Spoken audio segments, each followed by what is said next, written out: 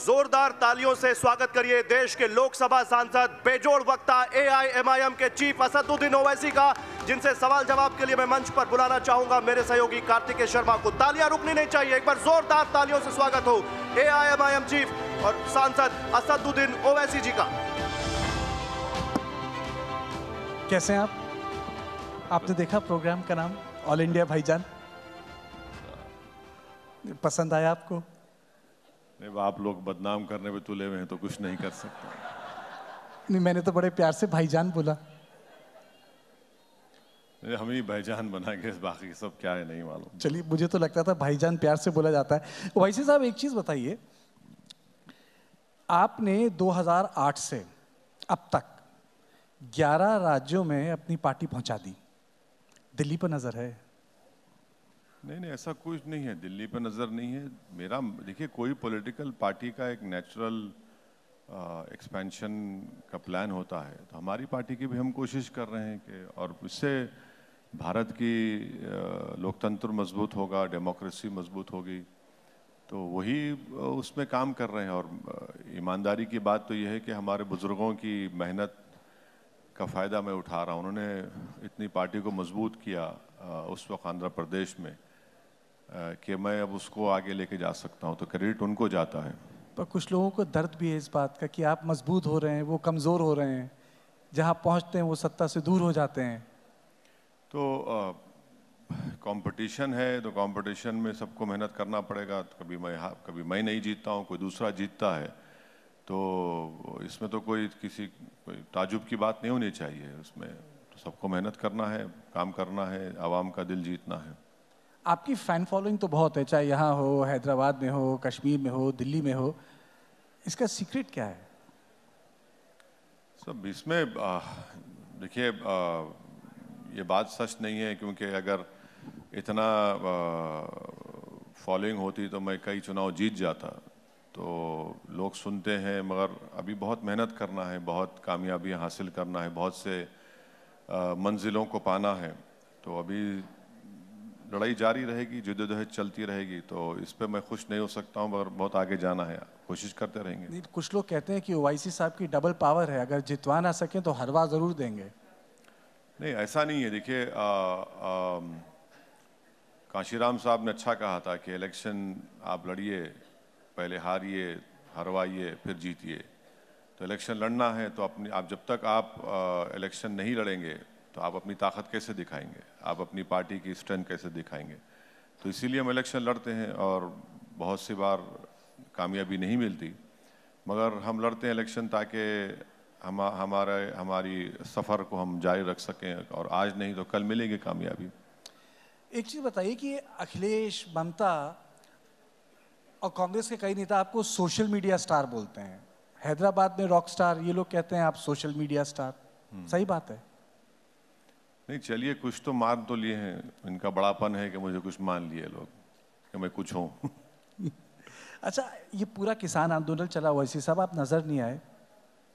नहीं, किसान आंदोलन में तो ये तो ए पॉलिटिकल आंदोलन है, और हम सब लोग उसकी तायीद कर रहे हैं, सपोर्ट कर रहे हैं उनको।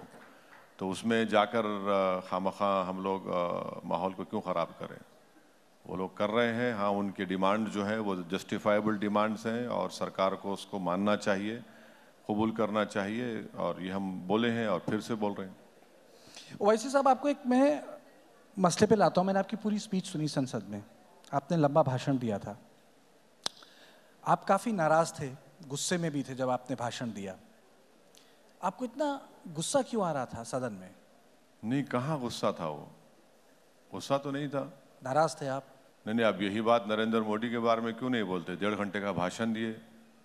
नहीं, वो बात अलग है भाई। आप नाराज थे, आपने 8 मिनट बोला, तो उसमें गुस्सा कहाँ नजर आएगा? 8 आपने 92 की बात को प्राण प्रतिष्ठा से जोड़ दिया, राम मंदिर वाले। हाँ, बिल्कुल, ये फैक्ट है। देखिए, 22 जनवरी की बुनियाद तो 1949 में डाली गई थी, जब जीबी पंत ने मस्जिद के अंदर मूर्तियां रखने की इजाज़त दी।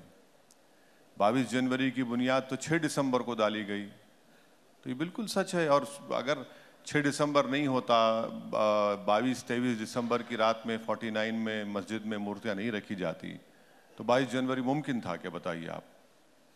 लेकिन ओवैसी साहब, ये जो मंदिर बना है वो तो कोर्ट के आदेश से बना है। हाँ हाँ और बिल्कुल। उसका दूसरा पहलू भी है, नहीं नहीं, कोर्ट मस्जिद की जगह भी है। नहीं नहीं नहीं नहीं, कोर्ट इसीलिए तो हमने डिसएग्री किया था सुप्रीम कोर्ट के जजमेंट को, कि सुप्रीम कोर्ट ने ये कहा कि हम आस्था की बुनियाद पर ये फैसला दे रहे हैं, और वही सबसे बड़ा आज प्रॉब्लम बन चुका है और कल भी बनेगा। क्यों? क्योंकि अगर आप आस्था को फैक्टर बनाएंगे तो फिर एविडेंस का क्या होगा? अगर कोर्ट आस्था के फैसले करेगा तो फिर आपकी आस्था मेरी आस्था से बढ़ के कैसे होगी? बताइए आप। वो तो गलत है वो। इसीलिए हम यकीनन सुप्रीम कोर्ट एपेक्स कोर्ट है, आखिरी कोर्ट है, और जस्टिस JS वर्मा ने कहा था, सही कहा था कि supreme court is supreme but not infallible. तो वो फैसला बिल्कुल जो फैसला आया था वो आस्था की बुनियाद पर था। और जिस बात का मुझे खदशा था, डर था कि ऐसे कई इश्यूज ओपन हो जाएंगे, अब इश्यूज ओपन हो गए। आपका ऑब्जेक्शन किस चीज़ पे है ओवैसी साहब? आपका ऑब्जेक्शन राम मंदिर पे है या उससे जुड़ी आस्था से है? नहीं, मेरा ऑब्जेक्शन इस बात पर है कि 6 दिसंबर को सुप्रीम कोर्ट को वादा कर कर वहाँ पर अडवाणी और जितने बीजेपी RSS के नेता थे, उन्होंने सुप्रीम कोर्ट को वादा किया था कि हम मस्जिद को हाथ नहीं लगाएंगे, और मस्जिद को उन्होंने शहीद कर दिया, डिमोलिश कर दिया। और तरफे तमाशा ये है कि किसी एक का भी कन्विक्शन नहीं हुआ उसमें, किसी एक का भी कन्विक्शन नहीं हुआ। अगर GB पंत उस वक्त उन मूर्तियों को हटा देते और बोलते कि नहीं ये गलत हुआ है, 145 CRPC इस्तेमाल कर लेते तो इशू नहीं बनता। आप बगैर मुस्लिम पक्ष को सुने 86 में ताले खोल दिया आप। तो ये तो एक नाइंसाफी की एक पूरी लिस्ट है। तो यही हम बता रहे हैं। क्यों किसी मंदिर के ऊपर हमारे को गुस्सा होगा? भाई ये मुल्क, जैसा अभी आपने कहा, ये मुल्क की खूबसूरती, इसकी डाइवर्सिटी है, इसका प्लुरलिज्म है। इस देश का कोई मजहब कभी था नहीं, ना कभी रहेगा। ये देश तो उन लोगों को भी मानता है जो किसी भगवान या अल्लाह को नहीं मानते। तो इस देश को अगर आप एक समुदाय, रिलीजन से जोड़ देंगे तो ये तो संविधान के खिलाफ है।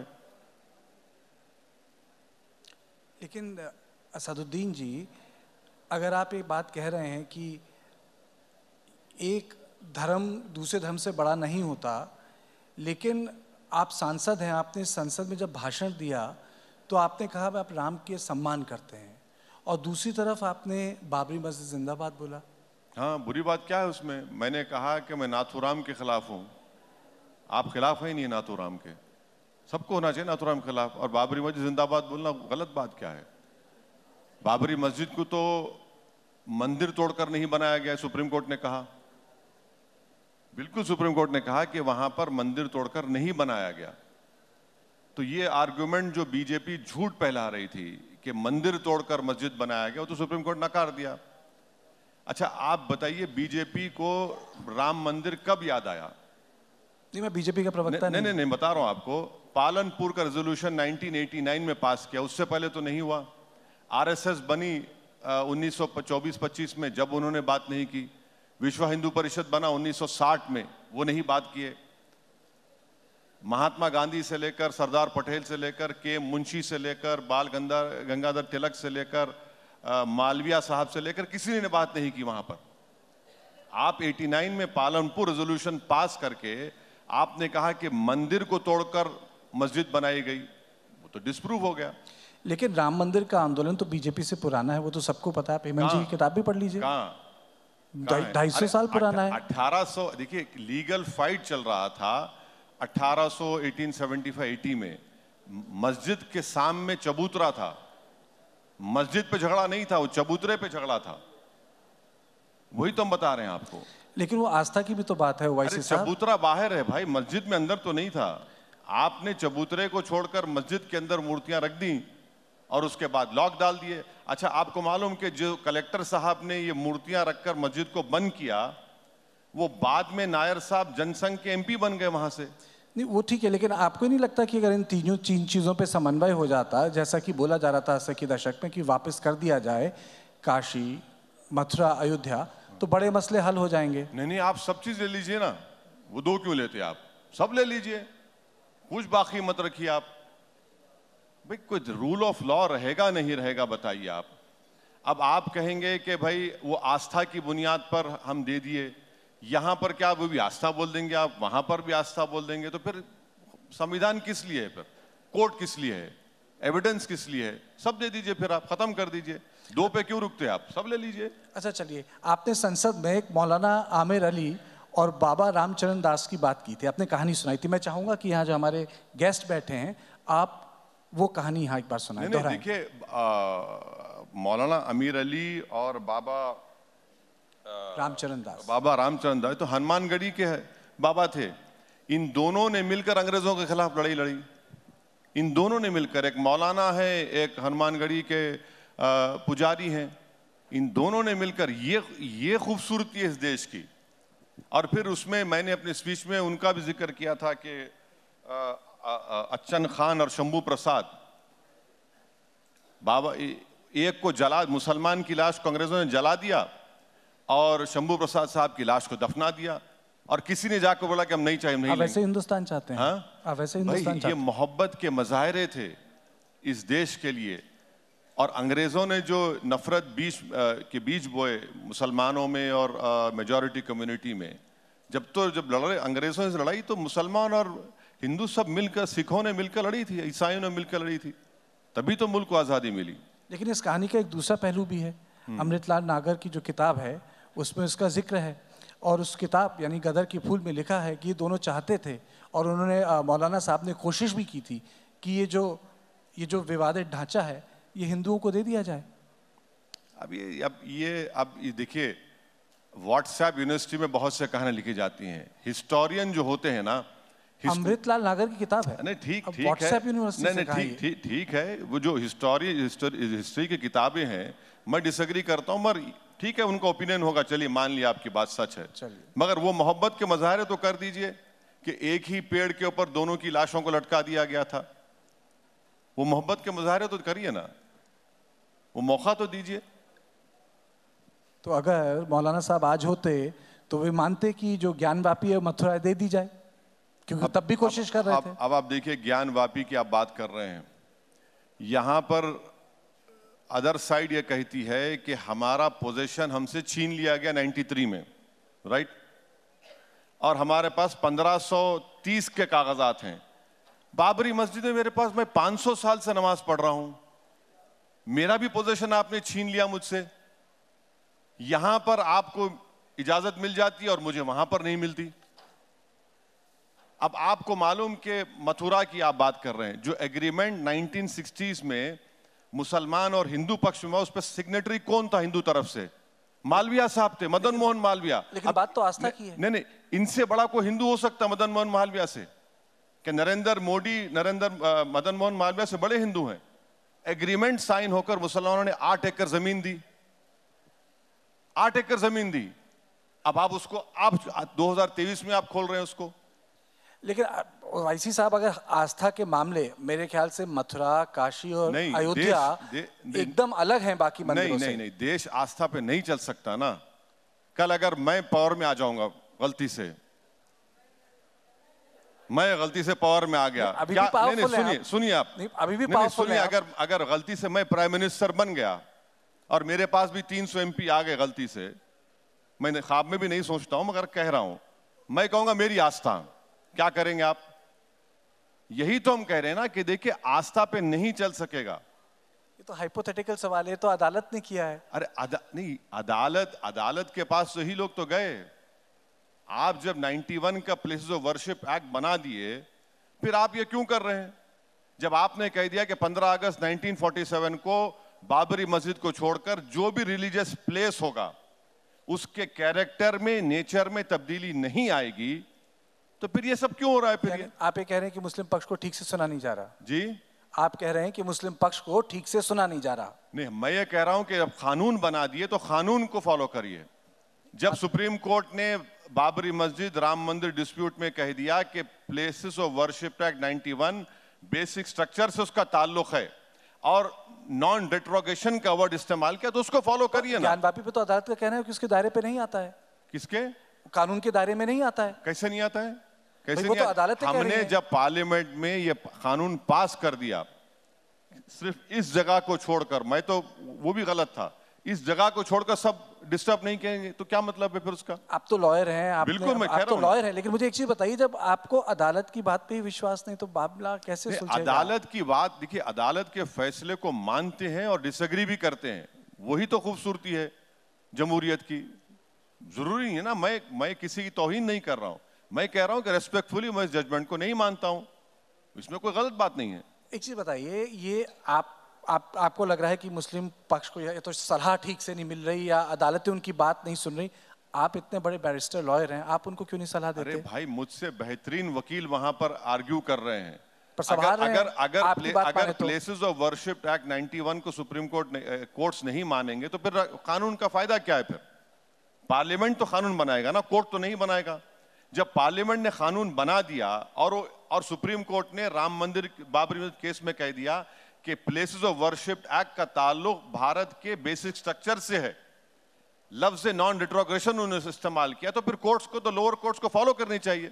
ओवैसी जी, लोग ये भी कहते हैं कि आप मामले को सुलझाते नहीं, कई बार भड़का देते हैं। जब ज्ञानवापी का मामला चल रहा था तो आपने वो 6 दिसंबर टाइप बात कह दी। हाँ बिल्कुल बिल्कुल सही है वो। क्यों, क्या 6 भड़काने नहीं दिसंबर? हुआ ओवैसी जी। क्या आपकी नजर में 6 दिसंबर अच्छा दिन था? नहीं, आपने बोला 6 दिसंबर। नहीं, आपकी नजर में या देश की नजर में 6 दिसंबर अच्छा दिन था क्या? पुराने घाव को करना अच्छी बात है। सुप्रीम कोर्ट को सुप्रीम कोर्ट को वादा करके आपने तोड़ दिया, नहीं हाथ लगाएंगे। अच्छा, हैरत की बात, घावों को हरा करना अच्छी बात है। देखिए, जख्म जो दिया गया था उस जख्म को याद रखिए, दोबारा जख्म नहीं लगना चाहिए। आप हिस्ट्री से सीखते हैं, हिस्ट्री को रिपीट नहीं होने देते आप। पर ऐसा तो कुछ हुआ ही नहीं उसके बाद। आप बताइए, कोई एक ऐसी मस्जिद है जहां मॉब घुस के जिसने तोड़ दिया? मॉब ने तोड़ दिया। तो आप इंतजार करेंगे तोड़ने के लिए? मैं इंतजार नहीं कर रहा, आपने बोला और हो रहा है। मुझे तो विश्वास है यहाँ के लोगों में। देखिए, मस्जिद को कैसे तोड़ा गया? सुप्रीम कोर्ट को बोलकर नहीं तोड़ेंगे, तोड़ दिए। आपको मालूम है दिल्ली में 600 साल पुरानी मस्जिद को बगैर लीगल प्रोसीडिंग्स फॉलो करे आपने तोड़ दिया दिल्ली में। और वो सरकारी था। आप बात कर रहे हैं अनकंट्रोल्ड क्राउड और लोगों की, दोनों अलग चीजें हैं। वो एक सरकारी था। नहीं, वो एक सरकारी था। अब तो आपको मॉब की जरूरत भी नहीं है, गवर्नमेंट खुद तोड़ रही है। ये आरोप है। नहीं, अरे भाई, एक आरोप है, एक एनडीएमसी का एक्ट है। कोई एक्ट नहीं है, कोई एक्ट नहीं। देखिए, एक अनकंट्रोल्ड मॉब था। अनकंट्रोल मॉब वहां पर आप कौन लेकर गए?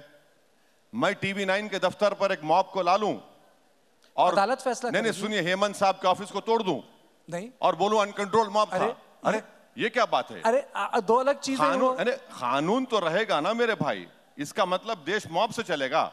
तो फिर आप एल कैपोन को मना दीजिए प्राइम मिनिस्टर। अदालत, अयोध्या में अदालत, बाकी जो मसले हैं मथुरा के वो अदालत। मेरा एक ही बेसिक सवाल है, हल्द्वानी में अदालत। सुनिए, आप ही की जबान में, अगर ये मॉब 6 दिसंबर को मस्जिद को नहीं तोड़ता तो कोर्ट का फैसला क्या आता?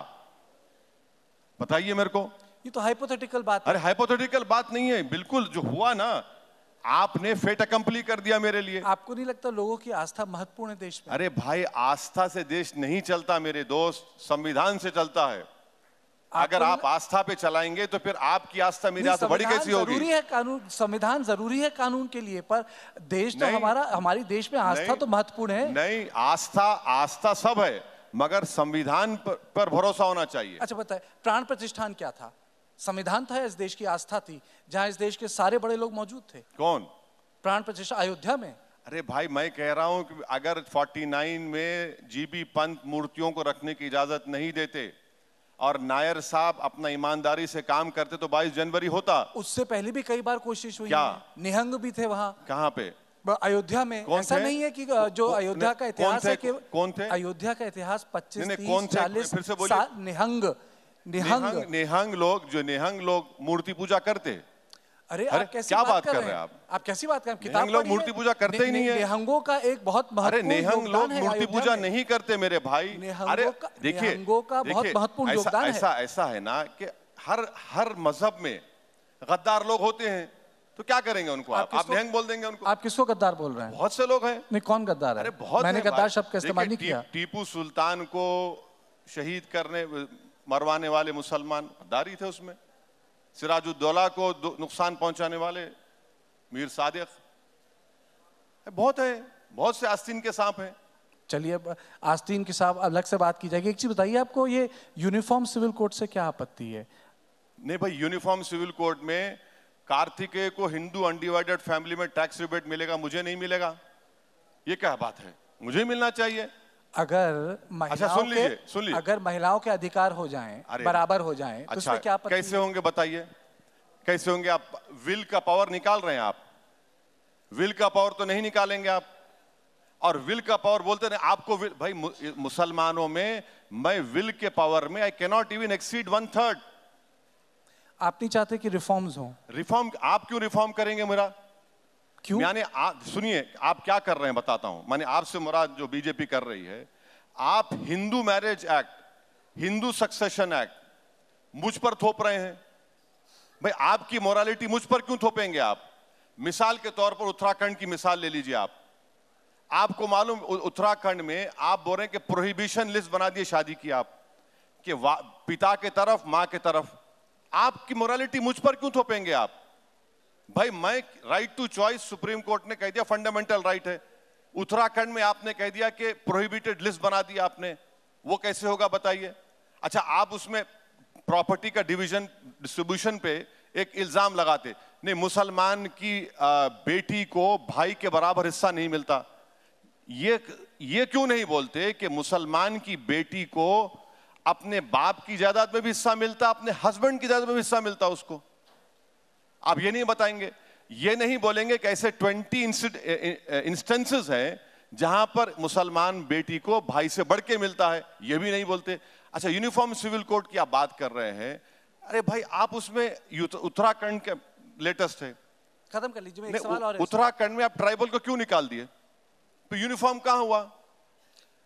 सुनिए, आर्टिकल 25 के तहत एक तो आप निकाल दिए ट्राइबल को, राइट टू इक्वालिटी का वायलेशन है, और फिर आप उसमें कह रहे हैं कि नहीं एक्सेप्शन, कहे का एक्सेप्शन दे रहे हैं आप?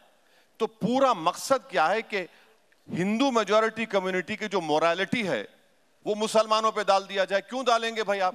नहीं, दो चीजें हैं। एक है कि यूनिफॉर्म सिविल कोड का अपना उद्देश्य और एक अपना लक्ष्य है। जैसे कि एक ही मैरिजेबल एज हो, कई सारी चीजें होती जो बाद में सुलझ सकती हैं, कुछ चीजें पहले सुलझाई जा सकती हैं। एक हेमंत, एक मिनट ठहरिए। Prohibition of child marriage act है, पॉक्सको एक्ट है, ये क्या लेके आ रहे फिर आप? ये क्या लेके आ रहे हैं आप बताइए? सेंट्रल एक्ट है ना, prohibition of child marriage. Government का डेटा है 12 लाख चाइल्ड मैरिजेस हुई लास्ट डेटा, जिसमें से 84% तो हिंदू भाई बहनों की हुई।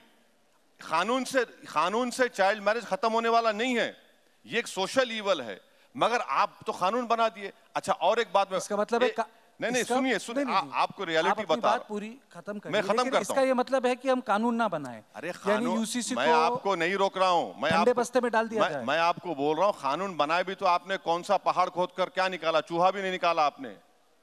अच्छा, और एक बात, चाइल्ड मैरिज एक्ट जब होती है वो वॉइडेबल होता है, वॉइड नहीं होती। आपको यूसीसी से आपत्ति है, आपको सीए से भी आपत्ति बिल्कुल है। क्यों? अरे भाई जमहूरियत है क्या? डिक्टेटर की हुकूमत है यहाँ पर? ये तो डेमोक्रेसी है, लोकतंत्र है। डिफरेंस ऑफ ओपिनियन होना चाहिए। अब आप कल नरेंद्र मोदी बोलेंगे कि कल से को पूरे आपत्ति क्या? अरे बोलने, मोदी का नाम तो लेने दीजिए। आप क्यों डर रहे हैं? मैं बोल रहा हूँ ना, मुझे आपको क्या होगा? रुकिए, पूरा नाम लीजिए। अच्छा, आप नरेंद्र मोदी बोलिए, उसमें कोई दिक्कत नहीं। मैं आपसे ये कह रहा हूँ कि दिक्कत क्या है सीएए से? सीए से दिक्कत ये है कि ये मजहब की बुनियाद पर बनाया गया। देश के संविधान में आप मजहब की बुनियाद पर कैसे बनाते हैं आप? अब लोग बोलते हैं ये ओवैसी क्यों? अच्छा भाई, आसाम में सुप्रीम कोर्ट मॉनिटर्ड एनआरसी हुआ, आप हेमंत बिस्व शर्मा एक्सेप्ट ही नहीं कर रहे उसको। सीए से किसी मुस्लिम की नागरिकता कहां जा रही है? सुनिए, आप बताइए मुझे, सुन तो लीजिए, कहां जा रही है? परसिक्यूटेड हिंदूज को जगह मिल रही है। सुन तो लीजिए आप। ये एक दिल पे हाथ नहीं, दिल पे नहीं, वैसे जी मैं कहीं पे हाथ नहीं रखता हूं। मैं दिमाग से बताइए। चलिए, मैं कहीं पे हाथ नहीं रखता हूं। चलिए, नहीं एक चीज बताइए। मैं किसी पे हाथ नहीं रखता हूं। मैं तो अफगानिस्तान भी क्यों, मैंने देखा, देखिए वहां सिख थे, कम हो गए। पार्टीशन के टाइम पे कितने हिंदू थे पाकिस्तान में, सबको पता है। अच्छा, कम हो गए। अच्छा, सबको पता है। तो अगर परसिक्यूटेड आप ये बोलना, अच्छा अब आप पूछ लिए ना, अगर परसिक्यूटेड हिंदूज को अगर देश में जगह मिल जाए तो उसमें दिक्कत क्या है? बस देखिए, मैं इस बात का मुखालिफ नहीं हूं कि पाकिस्तान से, अफगानिस्तान से, बांग्लादेश से, श्रीलंका से, बर्मा से हिंदू भाई बहन, सिख, क्रिश्चियन आ जाएं। क्या आप ये कहना चाह रहे हैं कि इस कानून से पहले वो लोग नहीं आते थे इंडिया को? और ये कानून क्या कर रहा है कि दिसंबर 2014 के बाद किसी को नहीं देंगे, नहीं आएंगे। अब 14 के बाद अगर हमारे हिंदू भाई पाकिस्तान नहीं देंगे आप, हमारे पास लॉन्ग टर्म वीजा का प्रोविजन है। लॉन्ग टर्म वीजा के बाद उनको सिटीजनशिप देने का इख्तियार है। बीजेपी ये बोल रही कि इससे पहले कोई था ही नहीं प्रोविजन, क्या बात कर रहे हैं? नहीं तो इस पे आप बहस कीजिए, अमेंडमेंट लाइए, आप बोलिए कि इसे ट्वीक किया जाए। सुनिए मेरा मेरा मेरा खत्म तो करने दीजिए। अब आप कह रहे हैं कि नागरिकता क्या खतरा है? आपको देखिए, CAA को अकेला नहीं देख सकते, NPR और NRC के साथ जोड़ना पड़ता उसको। आपको NRC भी क्या गलत है भाई?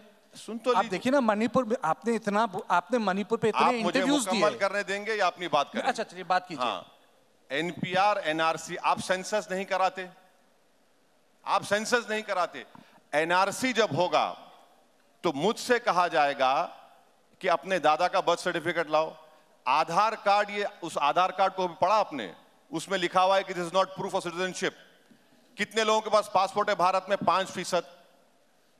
मैं बता रहा हूं आपको, यही तो इसकी हम मुखालिफत कर रहे। आप रिलीजन का लफ्ज निकाल दीजिए CAA में, करिए।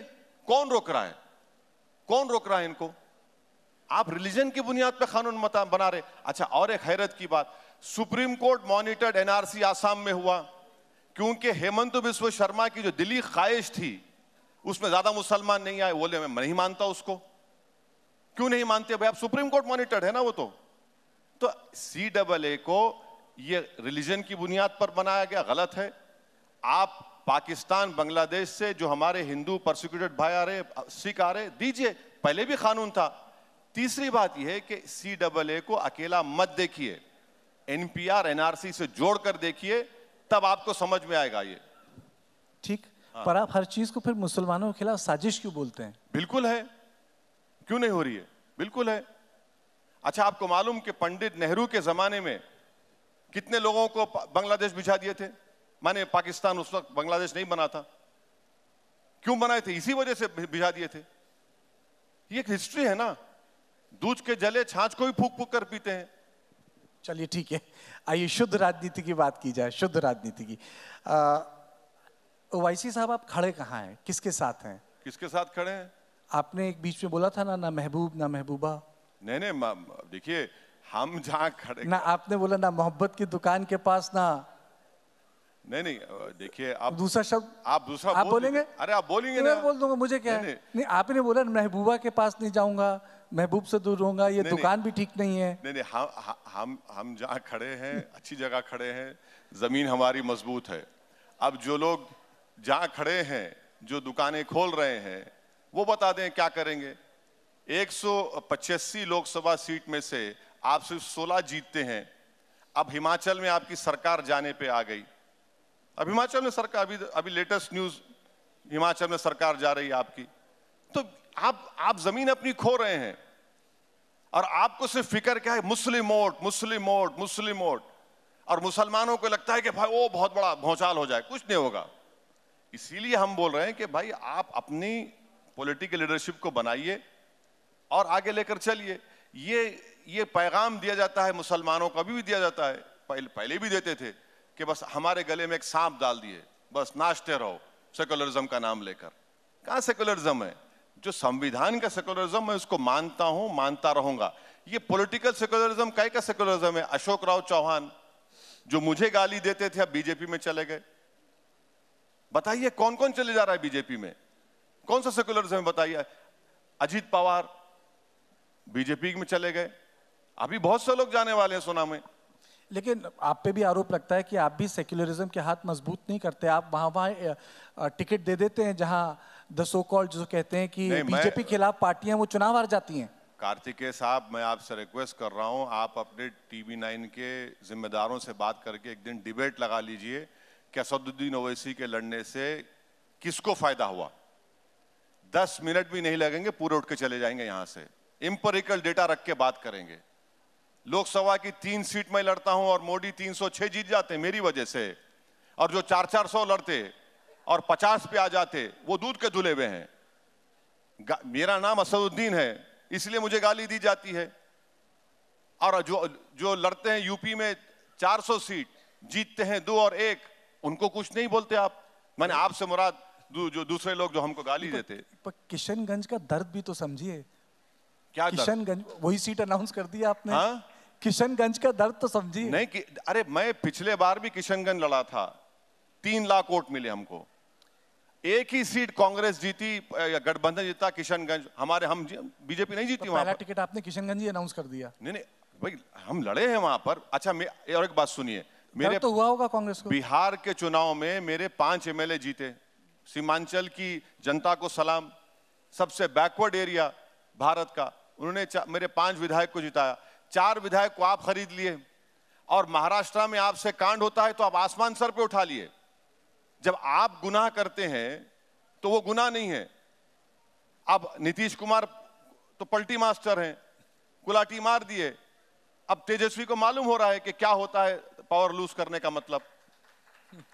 लोग कहते हैं कि ओवैसी साहब दिखते हैं बीजेपी से लड़ते हुए, हाँ? लेकिन वो लड़ कांग्रेस से रहे हैं। किससे लड़ते हैं?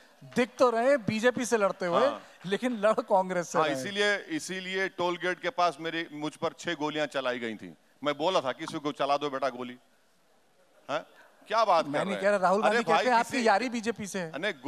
गाड़ी पर गोलियां चली मेरे, एक नहीं 6 गोलियां, कितने 4-5 गोलियां चली। मेरे घर पर हमला हो जाता है, ये सब मैं करा रहा हूं क्या सेटिंग बोल के? भाई मेरे घर में भी फैमिली है। तो इसका बीजेपी से क्या लेना देना? मैं बता रहा हूं ना आपको, अब बहुत लेना देना है उससे, बहुत कुछ लेना देना है। आपको नहीं दिख रहा तो मैं क्या करूं? ऐसी बात कर देते हैं वैसे साहब। इसमें सवाल मैं आपसे पूछ रहा हूं कि आप पे आरोप लग रहा है, मैं बता कि रहा आप हूं ना, मोदी के खिलाफ लड़ते दिखते हैं, पर लड़ाई आपकी कांग्रेस से है। नहीं लड़ाई, देखिए लड़ाई तो सबसे है। अच्छा, राहुल गांधी भी कहते हैं, आप फिर बोले कि आप, मैं बता रहा हूँ ये राहुल गांधी भी कहते हैं। अच्छा, आप जब ये पार्लियामेंट में डिबेट हुई थी 22 जनवरी के बारे में, आपको चाहिए था कि अपोजिशन लीडरों की स्पीचेस को दिखाते आप? ऐसा लग रहा, मैंने अपनी स्पीच में कहा वो नहीं दिखाया आपने, वो नहीं बोला। आपकी स्पीच तो बहुत चली, वायरल है। अरे मेरी क्या हुआ, जो अपोजिशन के जो लोग स्पीच दे रहे थे ना निगल सक रहे थे ना कुछ बोल सक रहे थे। तो हमारे मुसलमानों में क्या होता, जब काजी साहब और 2 गवाह दुल्हन से जाकर पूछते कि आपकी रजामंदी है इस लड़के से शादी करने के लिए, तो बाज वक्त दुल्हन शर्मा कर खामोश हो जाती है, तो उसकी खामोशी को रजामंदी के तौर पर लिया जाता है। तो ऐसा ही लग रहा था लोकसभा में कि ऐसा खामोश बैठे हैं पूरे। अच्छा चलिए छोड़िए, आप बताइए राहुल गांधी कैसे लीडर है? हाँ? राहुल गांधी कैसे लीडर है? मैं कांग्रेस से मेरा कोई ताल्लुक नहीं है। अरे भाई, कांग्रेस के नेता होना जरूरी नहीं है। मैं पूछ सकता हूँ कि अरे मैं क्यों बोलूं भाई? बराक ओबामा कैसे लीडर थे? आप पूछिए कि आप कैसे एंकर हैं, बोलूंगा मैं कुछ। नहीं, वो तो आप कभी भी बोल सकते हैं, आपको तो 20 साल से जानता हूँ। मुझे ज्यादा मालूम। मैं पूछ रहा हूँ आपसे कि राहुल गांधी कैसे नेता मुझे नहीं मालूम भाई, मुझे नहीं मालूम। मैं ट्विंकल ट्विंकल लिटिल स्टार हूँ, बड़े लोगों में क्यों ले जाके मिला रहे मुझे?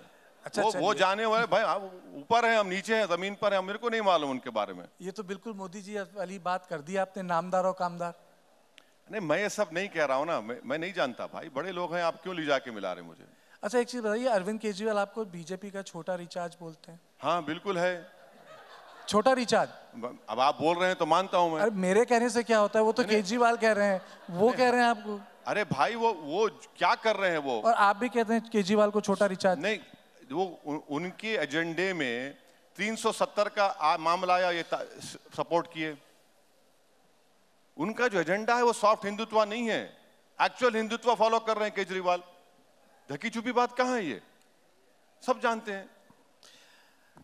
लोकसभा चुनाव ज्यादा दूर नहीं है, आप किसी से गठबंधन करना चाहेंगे? नहीं, हम तो बिल्कुल करना चाहेंगे। अगर कोई होगा बातचीत चल रही है, होगा तो अच्छा है, नहीं तो लड़ेंगे। किससे कहेंगे? क्योंकि मैंने आपसे पूछा था ना पहले कि महबूब के पास भी नहीं जाएंगे, महबूबा के पास भी नहीं जाएंगे, दुकानदार के पास भी नहीं जाएंगे, फिर आपने वो चौकीदारी वाली बात भी कह दी, तो जाएंगे किसके पास आप? अरे जनता के पास जाएंगे, जनता के आवाम के पास जाएंगे, अपनी बात रखेंगे और रखते आए रखेंगे। चलिए, अगर इंडिया आपको न्योता देता है, इंडिया गठबंधन आपको बुलावा देता है, बुलाता है आदर से सत्कार के साथ, जाएंगे? हाइपोथेटिकल सवाल का जवाब प्रेजेंट में कैसे दे सकता हूं मैं? मेरे को तो नहीं मालूम। वो तो खुला कह चुके हैं कि हमको इनसे मतलब नहीं है। माने बकेट भर भर के गाली देते हमको रोज, तो अब बुलाएंगे तो नहीं मालूम। मुझे नहीं मालूम। नहीं, अगर बुला लिया तो दिल पसीजेगा आपका। हाँ? दिल पसीजेगा आपका। नहीं, आप ऐसा बोल रहे हैं कि जवानी में कोई दो लोग मोहब्बत करते, कोई बरसों के बाद कोई वो मिल गई तो बोले तुम बुलाओ तो मैं आ जाऊंगा। ये तो बात नहीं है ना, ये तो पॉलिटिक्स की बात कर रहे हैं आप। तो ऐसा तो कुछ नहीं है। अच्छा, फिर आपकी जैसे कि हर एक नेता की एक कोशिश होती है कि मेरा अल्टीमेट एम है। आपका अल्टीमेट एम क्या है? बीजेपी को पावर से बाहर रखना या कांग्रेस को सत्ता से दूर रखना? देखिए, भारत की जमहूरियत उसी वक्त कामयाब होगी जब हर समुदाय को उसका हिस्सा मिलेगा पॉलिटिक्स में, सोशल लाइफ में। ये हमारे जो बुजुर्ग थे आज़ादी की लड़ाई लड़ाई, उनका ख्वाब था। उस ख्वाब को पूरा करना है कि सबको हिस्सा मिले, बराबरी का हिस्सा मिले। तो वही उसी ख्वाब के पीछे हम दौड़ रहे हैं कि भाई हमको हिस्सा मिलना चाहिए। अगर हिस्सा नहीं मिलेगा तो फिर जमहूरियत, कामयाब जमहूरियत कैसे रहेगी? कामयाब जमहूरियत नहीं रहेगी, लोकतंत्र कामयाब नहीं रहेगा। आपके पास कोई प्लान है मोदी को हराने का? कोई बिग पिक्चर जिसे कहते हैं, बड़ी स्कीम, कोई एक अंडरस्टैंडिंग? क्योंकि ऐसा लग नहीं रहा है कुछ ऐसा होगा। आपके पास है कुछ? नहीं, अब जो प्राइम मिनिस्टर बनना चाहते हैं उनसे सवाल करिए आप। नहीं, वो नहीं नहीं, मुझसे सवाल मत करिए ये। आप नहीं बनना चाहते? हम नहीं चाहेंगे कि तीसरी मर्तबा इस अजीम मुल्क के वजीर आजम नरेंद्र मोदी दोबारा तीसरी मर्तबा बने। मगर जिनको प्रधानमंत्री बनना है, जो प्रधानमंत्री बनने का ख्वाब देख रहे हैं, उनको, वो लोग क्या कर रहे हैं उनसे पूछिए। उनसे पूछिए कि आपके पास क्या ब्लूप्रिंट है। पर आप ख्वाब नहीं देखते मूवर एंड शेकर का, प्रधानमंत्री बनने का? हर पॉलिटिशियन बनना चाहता है, टॉप पोस्ट पे जाना चाहता है। नहीं, मेरा नहीं है। आपका नहीं है? मेरा बिल्कुल नहीं है। मैं जहाँ हूँ खुश हूँ। मैं जो काम कर रहा हूँ, मेरी लड़ाई वही है। मेरा वो, देखिए, ये सब बड़े बड़े लोगों के ख्वाब होते हैं, मेरा ख्वाब नहीं है वो। आपका ख्वाब क्या? चलिए वो बताइए। बता दिया आपको, और क्या बोलूंगा मैं। यही ख्वाब है? हाँ, ख्वाब यही है। ख्वाब नहीं, कोशिश है। ख्वाब ऊंचे देखना चाहिए, उसको पूरा करने के लिए मेहनत करनी चाहिए। मगर ये ख्वाब नहीं है कि दिल्ली के गलियारों में आकर बैठना, वो मेरा ख्वाब नहीं है। आपकी पार्टी इन लोकसभा चुनावों में कितने उम्मीदवार उतारेगी, कितने कैंडिडेट्स देगी? क्या सोचा आपने? नहीं, कम से कम पार्टी में अभी डिस्कशन चल रहा है। बहुत से जगहों से, यूपी से, बिहार से, महाराष्ट्र से, मध्य प्रदेश से, कर्नाटका से लोग बोल रहे हैं। मगर इस वक्त पर यहाँ पर बैठकर टीवी पर बोलना गलत होगा। वो आपने पिछली बार गठबंधन करने की भी कोशिश की थी, जैसे सपा से बातचीत भी चली थी, आप लखनऊ आए थे, एक प्रेस कॉन्फ्रेंस भी हुई थी शायद, अगर मुझे याद है, आपने एड्रेस किया था। ऐसा वो बातचीत तो बहुत चली यूपी में, मगर कुछ हुआ नहीं। वो कोई छोटी पार्टियों से गठबंधन देश भर में होगा? बिल्कुल तो होगा। कुछ तो बताइए। कुछ ना कुछ होगा। कहाँ होगा? महाराष्ट्र में करेंगे गठबंधन? देखेंगे क्या, अभी तो अरे भाई सब चीज बोल दिए तो फिर कैसे? नहीं, अखिलेश से करेंगे? हाँ, अखिलेश से? अरे वो उनको मालूम, वो तो उधर बैठ गए जाकर, अपना क्या करेंगे, किससे भी नहीं करेंगे वो। नहीं, पर पिछली बात तो बन ही गई थी, ऐसा लग रहा था। ऐसा नहीं है, सब रूमर्स थे, ऐसा कुछ नहीं था। तो कोशिश तो आपने पूरी की। नहीं, अब देखिए, अब ये बहुत सी बातें हैं जो अवामी पब्लिक के लिए नहीं बोलना चाहिए किसी पॉलिटिशियन को। लेकिन फिर भी थोड़ा सा तो बताइए कि आप कहाँ कहाँ कोशिश करेंगे गठबंधन की। अब मैं बता दी ना, इतने स्टेट्स बताया, देखें क्या होता अभी। नहीं, ठीक ठीक बताइए। एक आपने महाराष्ट्र बोला, दूसरा? अब कोशिश, प्रपोजल, पार्टी में बातचीत चल रही है, देखेंगे आगे क्या होता। अच्छा, एक आखिरी सवाल मैं आपसे पूछना चाहता हूँ। भाई साहब, एक आप टूर पर थे अमेरिका, एक टूर पे थे ना अमेरिका, एक बच्चे ने आपसे बड़ा सवाल पूछा था। मैं इसी मन से उस सवाल को दोहराना चाहता हूँ। आप बच्चे हो गए छोटे? आप नहीं, बच्चे नहीं, बात बड़ी थी। और बच्चों के मुंह, और बच्चों की बात भगवान की बात भी कही जाती है। और आपने उसका बहुत शानदार जवाब दिया तो था। वही जवाब सुन लीजिए ना। क्या मैं हाँ, क्या नहीं, बोलूं? पूरी बात सुनाइए। नहीं, आप पूरी बात बताइए, आप पूरी बात बताइए। क्या सवाल था वो? अरे, आपको याद होगा। क्या है वो? उन्होंने, उस बच्चे ने आपसे सवाल पूछा था कि असदुद्दीन ओवैसी पाकिस्तान के मुसलमानों को अपना भाई मानते हैं या नहीं, ये सवाल था। अब ये देखिए, ऐसा है ना कि ये 47 में आज़ादी मिली, 200 साल की गुलामी से आज़ादी मिली, और 2024 में आप मुझसे पूछ रहे हैं। तो हमने जिना के 2 नेशन थ्योरी को रिजेक्ट किया, तो ये सवाल पूछा ही नहीं जाना चाहिए था एक मुसलमान से। क्योंकि हमने 2 नेशन थ्योरी को रिजेक्ट किया और इस सरजमीन को हमने अपना वतन माना और वतन मानते रहेंगे, तो ये बात गलत है। हाँ, ताल्लुकात हर पड़ोसी से अच्छे होने चाहिए, मगर इसका जो इन्वर्टेड कॉमर्स में आप जिस तरफ लेकर जा रहे हैं, मैं तो राष्ट्रवाद की, आपका जवाब राष्ट्रवादी जवाब था। अच्छा, थैंक यू सर। नहीं, आपको मुझे सर कहने की जरूरत नहीं, सुना इसलिए पूछा और बोला। नहीं, राष्ट्र भाई देखिए, ये सच्चाई है। नहीं, आप ही ने बोला था ना। नहीं, हम हमारे बुजुर्गों ने पाकिस्तान, आप ही ने कहा था जब कसाब जैसे बोला था ना, भेज आतंकियों को भेजना बंद करेगा, आपने बोला था, तो उसको दोहराने में क्या दिक्कत है? बोल दिया, क्या क्या बातें याद नहीं आती, कितने बातें बोलेंगे आप? अरे पूरा देश सुन रहा है, भारत। अरे नहीं, हम बोल दिए, हम तो बोले हैं भाई। उस लड़के ने पूछा था, हमने कहा कि भाई साहब अब ये आप बात कर रहे हैं, या आज देख लीजिए क्या हो रहा है।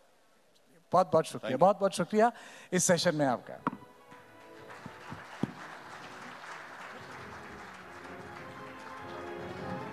जोरदार तालियां हो जाए।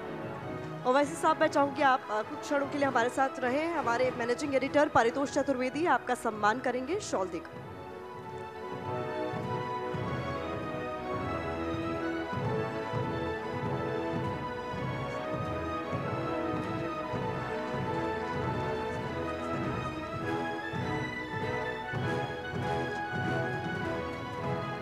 Thank you for this spectacular session Kartikeya. Asaduddin Owaisi ji के लिए एक बार फिर से जोरदार तालियां। And thank you Paritosh.